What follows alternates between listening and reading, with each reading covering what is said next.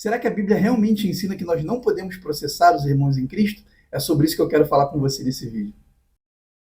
Pessoal, normalmente a passagem que embasa esse tipo de conclusão, ela está lá em 1 Coríntios capítulo 6. Essa é uma passagem muito interessante, porque Paulo vai mencionar, sem citar o nome, algumas pessoas lá na igreja de Coríntios que processavam sistematicamente os irmãos. E pelo contexto que Paulo está colocando ali, elas não faziam nem questão de levar o caso ali, a demanda para o pastor da igreja, para a liderança, para os anciãos, ela já ia lá e processava logo o irmão e acabou, vamos resolver isso no judiciário. Esse tipo de conduta, ela meio que causa um certo espanto, um certo escândalo na figura de Paulo. E Paulo critica essa postura da igreja de Corinto. Mas isso não significa, nós não podemos concluir, pessoal, que Paulo está corroborando uma certa tese de que nós não podemos, em situação nenhuma, processar um irmão em Cristo. Existe um contexto específico que Paulo está criticando e existe um tipo de demanda específica que aquelas pessoas estão levando para o judiciário. Então, elas não estão levando qualquer tipo de demanda, mas é uma demanda específica. O segredo para entender 1 Coríntios capítulo 6 está no versículo 4, quando Paulo vai deixar claro que o problema daqueles irmãos é que eles estavam levando causas de menor complexidade, causas pequenas, causas comezinhas. É o famoso problema de igreja mesmo, né? Aqueles problemas do dia a dia da igreja, aquelas desavenças, aquelas discussões, que a gente sabe que, por mais que uma igreja seja saudável, a gente vai ter problema. Mas o que está escandalizando Paulo é de que esse tipo de demanda que poderia facilmente ser solucionada por meio de pessoas mais experientes, essas pessoas passam por cima da liderança religiosa, da liderança eclesiástica, da liderança espiritual e querem levar esse tipo de demanda aos tribunais. E aí, de fato, isso escandaliza Paulo. Então você percebe que é um tipo de demanda específica. Eu gosto muito dessa passagem porque ela nunca foi tão atual. Se você parar para pensar no Brasil, principalmente com a chegada dos juizados especiais, virou hábito, virou costume das pessoas processarem umas às outras pelas questões mais comezinhas possíveis. Você não precisa pagar e você também não é obrigado a ter advogado. Normalmente, por que eu falo juizado especial? Porque no juizado especial, se a pessoa ela pega a manha, ela só muda os fatos ali na petição inicial, o restante é genérico, ela muda a história, ela pega o mesmo modelo e ela entra com quantos processos ela quiser. A sociedade hoje que nós vivemos no Brasil, ela é uma sociedade que ela está mergulhada em 1 Coríntios capítulo 6. Hoje nós vivemos esse tipo de problema, não só entre cristãos, mas a sociedade como um todo tem esse sentimento, né? Essa coisa de processar um ao outro por as questões menores, usar o processo como uma questão de vingança, como uma questão de trazer uma dor de cabeça para o outro, né? Se cunhou até um termo, que é o termo mero aborrecimento do judiciário. Quando você entra com um tipo de ação dessa natureza, o juiz ele nem julga. Ele vai lá e coloca, defiro porque isso se trata de um caso de mero aborrecimento do judiciário. Ou seja, vocês só estão querendo congestionar o judiciário, porque isso aqui é ridículo ter que julgar esse tipo de causa.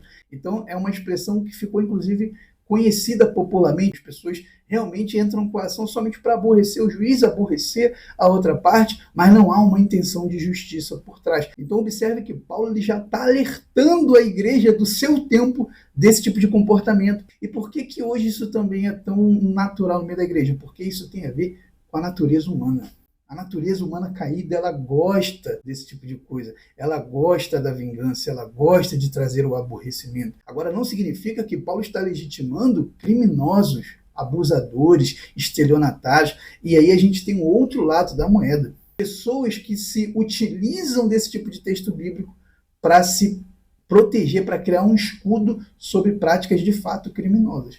No direito existe um princípio em latim que nós chamamos de venire contra factum próprio, ou seja, vir contra um fato próprio. É você se beneficiar da sua própria torpeza. Eu pratico o crime e depois eu vou lá e uso o texto bíblico para dizer que você não pode me processar, porque se você me processar, você está indo contra a Bíblia. Então você tem esse outro viés, né? Pessoas verdadeiramente abusadoras, né? Pastores que abusam de ovelhas, estelionatários, pessoas que dão golpe nos irmãos, se aproveitam da boa-fé dos irmãos. Esse tipo de conduta Paulo não está legitimando.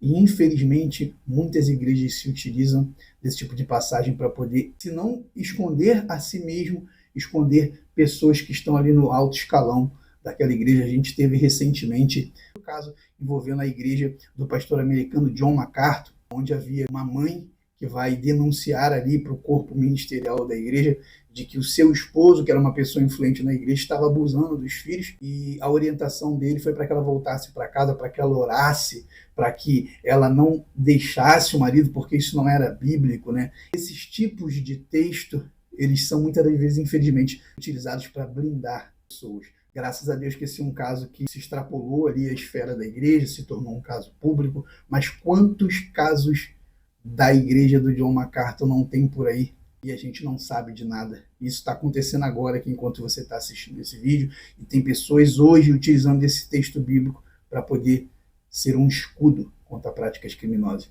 Sabe o que me causa arrepio? É ver determinados pastores, quando são acusados de abuso, eles vão a público, aí vão lá, gravam um vídeo de mão dada com a esposa para dizer de que está sofrendo uma perseguição, que o ministério dele está sofrendo uma perseguição. Quando o caso ele avança e aí realmente se chega à conclusão de que ele realmente praticou aquilo, ele finge que nada aconteceu. Muitos continuam tentando manter o ministério como se nada tivesse acontecido. Eu não preciso citar nomes aqui, mas pela minha fala você já deve ter umas meia dúzia de nomes aí na sua cabeça. Então, pessoal, eu queria fazer um apelo nesse vídeo, né? Nós devemos tratar os criminosos por aquilo que eles são, criminosos, e as vítimas por aquilo que elas são, vítimas. Infelizmente, às vezes no contexto religioso, esses papéis se invertem. A vítima se torna a criminosa, ela é vilã porque ela está denunciando uma prática e ela está tentando destruir o ministério de um pastor, né? Então, esses papéis são invertidos. Isso é inadmissível, isso não pode acontecer no nosso meio por conta de textos bíblicos como esse. Resumindo, Paulo critica, sim, processos judiciais entre irmãos, mas ele critica um tipo específico. Situações banais, situações comezinhas, que também é uma reflexão que nós precisamos fazer. Existe uma questão moral e ética por detrás também aqui. Ele não está apoiando práticas criminosas. Eu espero que esse vídeo possa ter sido útil. Eu quero convidar você a comentar aqui se você concorda, se você discorda da interpretação desse texto. Queria que você compartilhasse se você considera esse vídeo relevante para outras pessoas que precisam de mais esclarecimento, e queria que você curtisse o vídeo, porque o YouTube ele entende de que esse vídeo é relevante e ele vai distribuir esse vídeo para mais pessoas. Tá bom? Um grande abraço, fique com Deus.